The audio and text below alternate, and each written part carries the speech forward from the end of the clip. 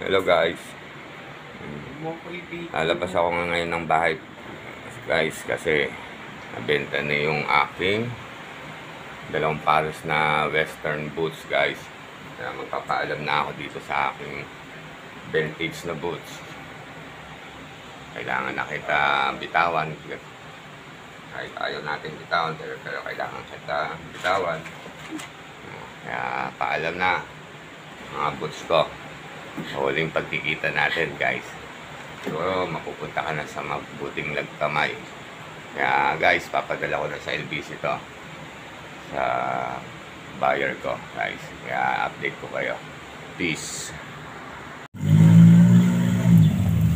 Guys, dito na kami. Naglalakad na kami ng aking misis. Papunta na kami sa LBC guys. Kaya update ko kayo ulit. Going there. Peace out.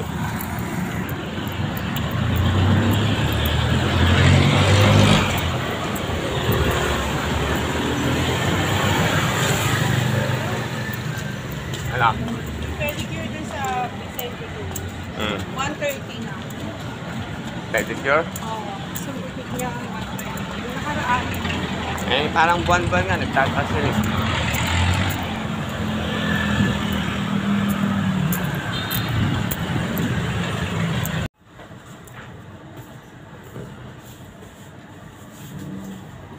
Matay ka namang lagay.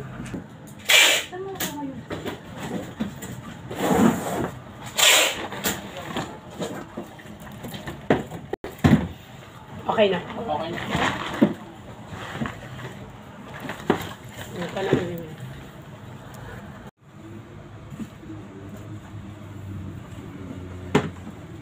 Nakikita yung item.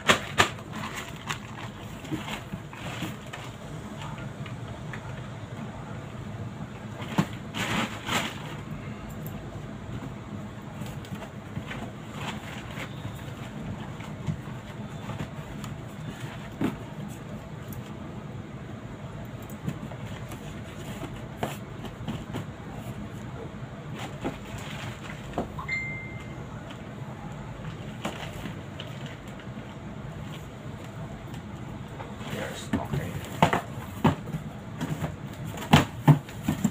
Gulong eh. May sobra na yun, eh mali ko ba naman na Ay, hindi na pinapaliwalag na ganito yung mode. Pinapakinggan ko siya, yung tono niya iba kapag alam ko. iba kausap niya. Alam. Nag-google lang ako ng complaint ng ano eh. Pag-complain ng empleyado eh. Kasi bakit gano'n ang tono? May problema ba siya sa atin? Nakaraan pa siya eh, di ba? Pinapakiramdam ako yung tono niya, tapos tinitingnan ko nga siya na inaano niya yung box eh. Tapos sa iba, nag-thank you siya after the transaction. Anong issue niya sa atin? Di ba? Dapat pinapaliwanag niya, itong, ano po bang gusto niyo? Yung by sea or by, ano, di ba?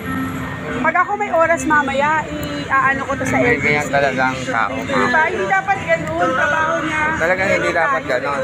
140 double check. pera, 1195. So, teka lang, 124. Okay, check. Kaya next time, makinig ka sa akin. Mas maganda yun. May dala naman ako sobrahan. 1,000 naman yun. Sobra. Marunong ka mag-compute, di ba? Sobra nga eh, sobra. Kaya nga sobra eh. Ano ba ibig sabihin ng salitang sobra? Sabi niya 835, di ba? Oo nga, magkano dala mo? 1,000. 1,000. Sobra nga, sobra pa masahe, no? Kapag na-hold up ka, sa kangkong ka uuwi, yun ang sobra, no? Hanggang doon, ha? Instead na Kaya diba? Tapos may message, papasa mo sa akin kahapon. Pag nakuha ko lang yung ano. Basahin mo ako ng comment kahapon na keso kailangan happy. Paano maging happy? Ano problema niya? Ba't pag iba yung kausap niya, okay naman. Mayaman na. Diyos na bala sa kanya. Hindi ko na i-complain. Oo, bakit? Balato mo na yung ugali mo. double check mo yung receiver, tsaka yung receiver, tsaka yung sender, kung tama yung pangalan at kung ano, spelling.